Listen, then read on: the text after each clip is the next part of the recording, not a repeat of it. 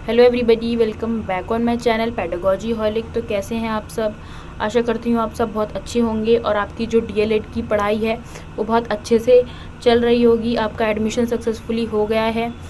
तो आज हम बात करने वाले हैं जब डीएलएड करने के बाद आपको क्या क्या अपॉर्चुनिटीज़ मिलती हैं, यानी कि आप जब 2 साल का ये कोर्स कर लेते हैं उसके बाद आपको क्या क्या किस किस फील्ड में यानी कि आपको जॉब मिल सकती हैं या फिर क्या क्या इसका स्कोप है, उसके बारे में आज हम बात करेंगे। और कौन से गवर्नमेंट एग्ज़ाम आप यहाँ पर दे सकते हैं डीएलएड के बाद, इन सब चीज़ों के बारे में बात करेंगे।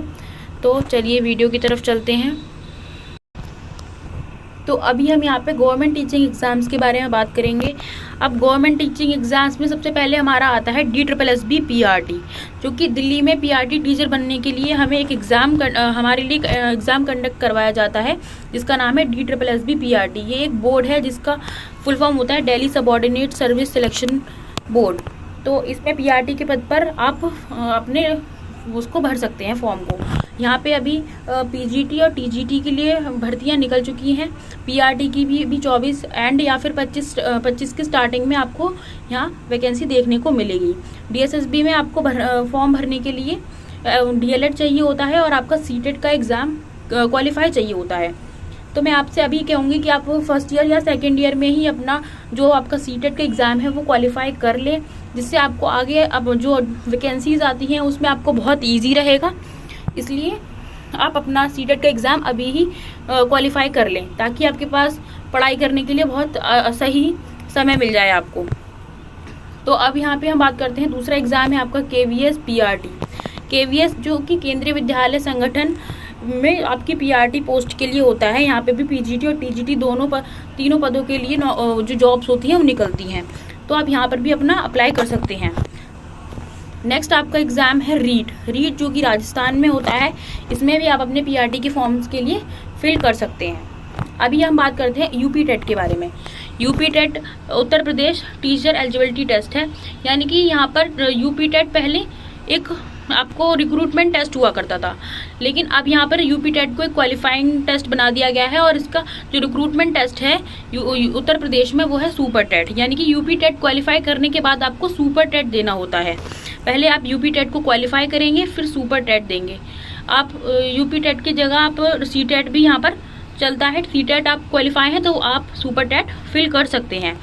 तो UP टेट और CTET आप क्वालिफाई हैं तो आप सुपर टेट को फिल कर सकते हैं। इसी तरीके से आपका है H टेट, यानी कि हरियाणा टेट। हरियाणा में भी आपको PRT के लिए आप फॉर्म फिल कर सकते हैं। तो ये थे कुछ गवर्नमेंट टीचिंग एग्ज़ाम जिसके बारे में मैंने यहाँ पर बात करी। आप ऐसे बहुत सारे एग्ज़ाम हैं जहाँ पे आप अपना PRT के पद के लिए आप भर सकते हैं अपने फॉर्म्स। इसी तरीके से आपको गवर्नमेंट के साथ साथ प्राइवेट में भी बहुत सारी अपॉर्चुनिटीज़ मिलती हैं डीएलएड करने के बाद। तो उन अपॉर्चुनिटीज़ के बारे में भी हम बात कर लेते हैं। तो प्राइवेट अपॉर्चुनिटीज़ हैं, जैसे कि आप अपना प्राइवेट जो स्कूल्स होते हैं उसमें आप PRT की पोस्ट पर पढ़ा सकते हैं बच्चों को। यहाँ पे भी सैलरी आपको अच्छी खासी सैलरी मिल जाती है।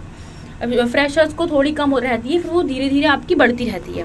तो आप यहाँ पर PRT के पोस्ट के लिए जो आपके प्राइवेट स्कूल्स होते हैं उनमें पढ़ा सकते हैं, और फिर आपकी कोचिंग्स होती हैं वहाँ पे भी आप अपने स्टूडेंट्स को पढ़ा सकते हैं। और इसी तरीके से होम ट्यूशन होती है, आप एक होम ट्यूटर भी बन सकते हैं।